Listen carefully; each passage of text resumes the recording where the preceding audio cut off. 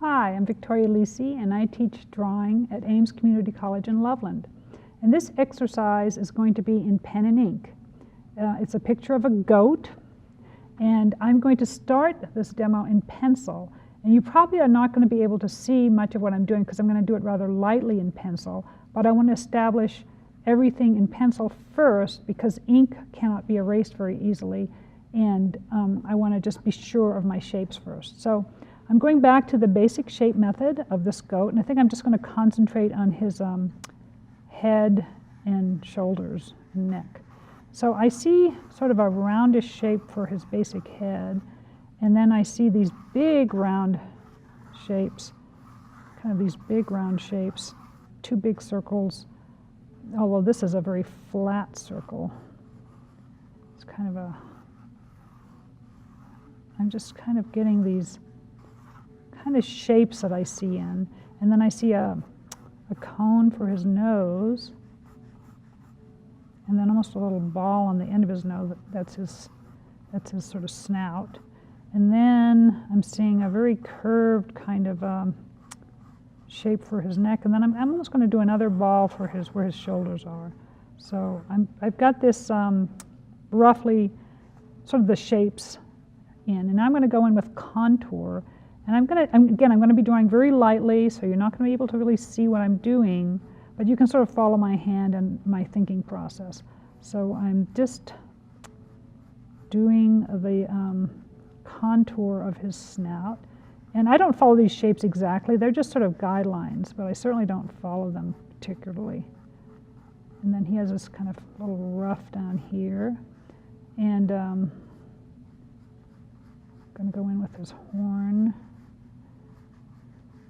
I'm just going to get this all very, very lightly. And get this other horn coming up. And goats have very unusual eyes, and placing the eyes is important. So I'm thinking his eye goes about here, and hopefully that's right. And then he's got these ears that come really close to his head. And he's got rather a thick neck, thicker than I initially thought, that goes above the horn. And then his fur, which comes down. And I'm just going to sort of stop there. So that's the beginning of him. And so what I'm going to do now is I'm going to do a few more details, maybe I want to get things placed right so that when I start doing him in ink. And with ink, a lot of times ink is going to be a little more sketchy than you're used to with pencil. Ink is wonderful for, to find the right one. This is a brush pen. And a brush pen is one of my favorite things to sketch with, like if I go out sketching. So it'll give you a nice curved line, and I'm just going to start in with contour on the goat. And even as I'm drawing, I'm seeing subtle little mistakes I made in my drawing, and I'm just making slight changes. So I'm always changing, and it's always a matter of refining what I drew and making it a little more accurate. So there, I don't know if you can see, that's his mouth. And here's his nostril that I see. And then here's his chin.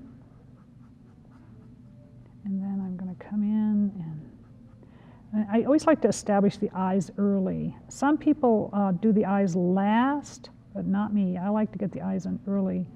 I think eyes are the window to the soul, and even in a goat, I want to get that eye shape in pretty early to feel comfortable proceeding. So going to start in on where his horn attaches to his skull, and I'm just following the contours that I see, but I'm sort of also following the shapes that I initially drew. And this is going to be challenging.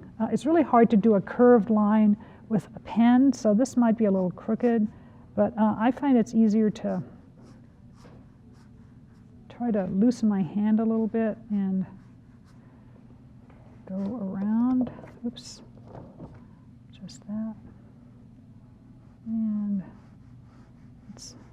I think their horns are fascinating. So you see, I'm not trying to do one. If I tried to do one continuous line, I'd probably get it crooked. So I'm just sort of sketching it in. And this is going to be a sketchy pen and ink.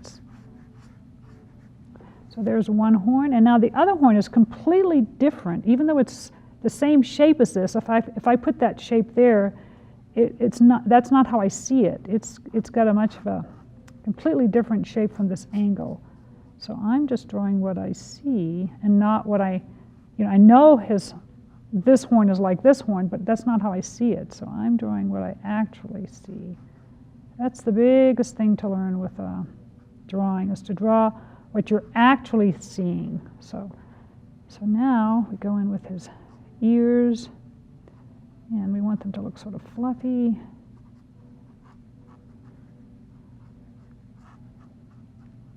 And then we run fluffy. And again, with this sort of sketchy style, it's okay if it's not 100% or precise. You can have fun with it. You can emphasize certain things that seem to you particularly interesting. And he's got this really fluffy fur down here, and we want to record that.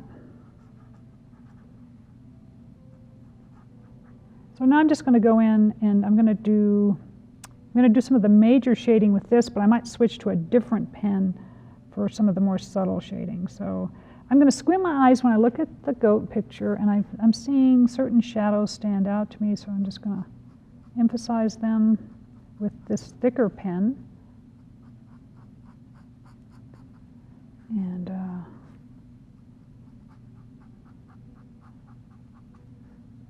I'll probably switch for finer details. I'll switch to a different pen. He's got this little, I don't know what that is. And then I see there's a shadow here. And again, with pen and ink, you tend to do a lot of either cross-hatching or hatching, because you really can't blend pen and ink at all. So, and again, I'm just trying to indicate clumps of fur. I'm squinting my eyes and seeing where some of the bigger clumps are. And now I think I'm going to switch to a different pen, and I'm just going to pick one that's, oops, not that one. This one. Okay, so I'm going to go in with this pen, and I'm going to get some finer details. So this is a much finer pen, and I want to just kind of make hatch marks in the direction that I see the fur growing. So I'm paying a lot of attention to the angle of the fur and how it grows, because all the fur at different angles, the fur kind of glides over the goat's musculature, and it doesn't all just go. If I did all the fur exactly like that, it would not look right. So I'm doing the fur according to how I see. And also, he's got these really interesting lines on his horns, and I want to sort of get them in. So I'm going to do some of those. And he's got lots of fur. You can also do shading with these finer pens and get more subtle shading in. I'm just seeing all these, there are just a lot of little details on the goat. He's even got little lines like that. I don't see much of this nostril, so I'm not going to do too much. It's kind of dark here, so I'm going to shade this whole area in. And he's got sort of dark lips, so we want to put that in. And you can just do hatching. You can go back and do cross-hatching if you want to get an area darker. But I usually go back and forth between my different pens. And I'll do one for a while, and then I'll think, I need to use the other one. But I'm just trying to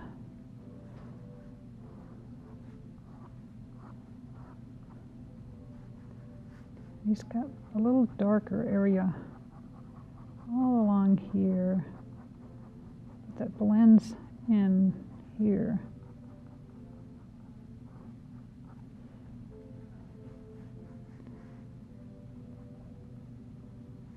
And then he's got another one.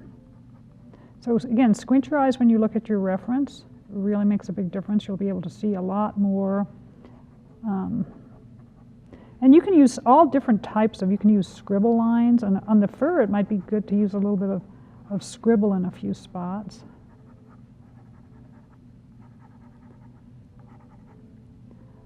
You know, where there are deep shadows and stuff. Just gives a sense of different types of fur. This fur is really thick, and then the fur on his face is much finer and thinner. And you want to just give that illusion as you go along. And again, he's got really interesting eyes. And they have these very strange pupils that aren't like other animals. I think goats and sheep have these unusual pupils. So I'm not going to finish this, but you get the idea, I think, of how this would proceed. And pen and ink is, it's okay if you make mistakes. You can always, when this is done, I would erase all the pencil lines so that it would stand out a little better. But I can't do it until this ink is dry, because otherwise it would smear. So I'm not going to do it now. But pen and ink, it's best to do it over pencil, and you want to use a good paper that takes pen and ink. A real rough paper won't take it as well. So I hope you've enjoyed this pen and ink demonstration, and I hope you have fun doing your pen and ink sketches. They really are lots of fun. Thank you.